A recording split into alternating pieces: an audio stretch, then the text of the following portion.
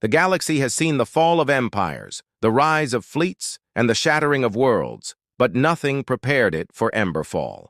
Because on that ash-scorched planet, humanity proved something no alien power wanted to believe, that you can't burn out fire by throwing more flames.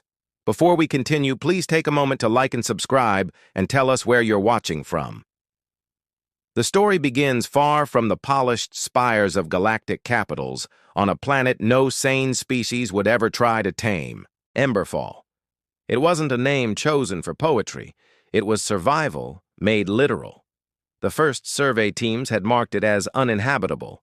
Magma rivers split continents, ash blizzards scoured valleys until rock itself seemed to scream, and toxic gases vented from wounds in the crust.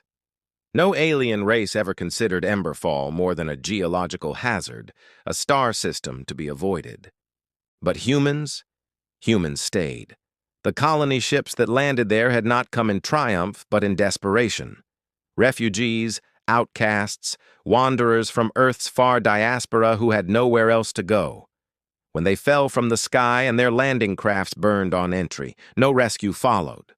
Emberfall was meant to be their grave, and yet it wasn't. Whole generations clawed survival from the ash. They learned to harvest poisonous plants and grind them into something edible. They carved shelters into obsidian cliffs, where lava light painted the walls like living fire. They built filters from cloth and ore, learned to breathe air no lungs should endure. Children grew up playing in fields of soot, their skin marked by ember scars, their lungs strong enough to outlast storms that would kill most species in minutes. For 200 years, Emberfall's people lived in the shadows of fire, and they did not just endure. They changed, they hardened, they became something else. It was into this crucible that the Crimson Legion arrived. The Legion was not just a fleet, it was a war machine, an empire built on conquest. They had shattered worlds, enslaved populations, and burned libraries older than some suns. When their crimson banners unfurled in orbit, Emberfall was nothing more than another line in their campaign. The order was simple: submit or burn. The Emberfall Council gathered in the magma-lit chamber they called the Hearth Hall. It wasn't marble or steel, just obsidian walls that bled heat and flickered with red light.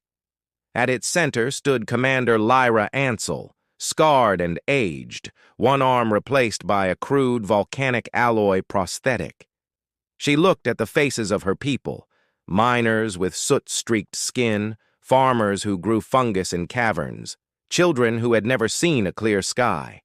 She looked at them, and she knew surrender was impossible. So she lit the torch.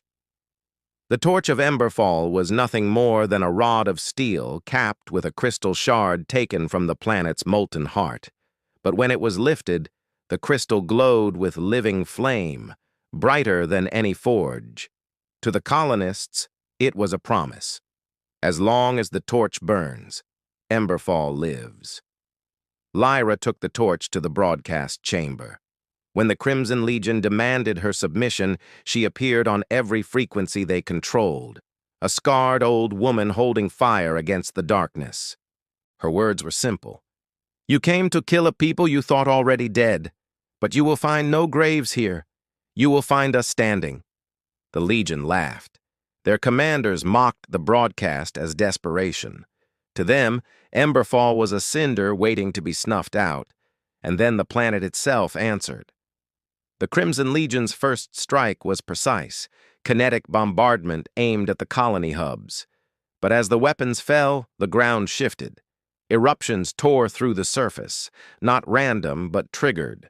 Whole canyons split apart, redirecting magma in waves that swallowed impact zones.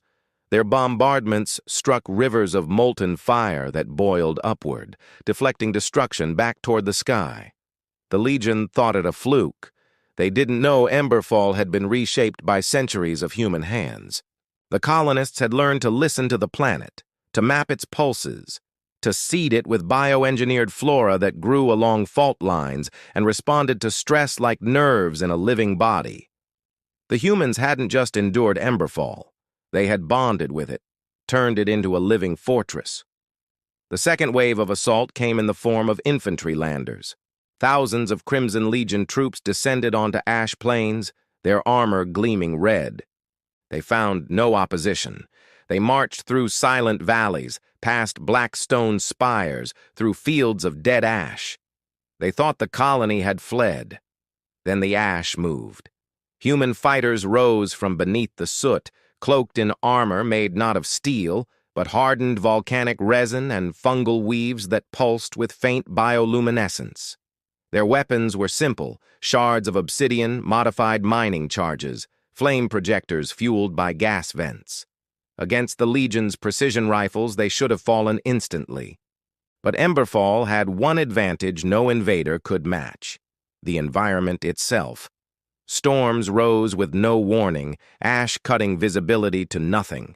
The Legion's visors clogged, filters choked. Their clean armor overheated in the relentless heat, while human fighters moved like ghosts, lungs already adapted, armor vented through living pores. The battlefields became slaughter grounds, not for humans, but for the invaders. When news of the failed assaults reached the Legion flagship, the Supreme Commander himself descended to Emberfall's surface. A warlord named Varek, tall, armored in crimson plates that had seen 100 wars. He came with an army at his back, a symbol of absolute dominion. He demanded surrender face to face, and Lyra Ansel met him at the Ashen Spire, the highest peak overlooking rivers of magma. She climbed alone, torch in hand, her prosthetic arm gleaming in the firelight. The people of Emberfall watched from the cliffs, silent. Varek mocked her. He told her the galaxy had no place for weak, broken colonies. He told her fire always consumed what resisted. Lyra didn't raise a weapon. She didn't curse him.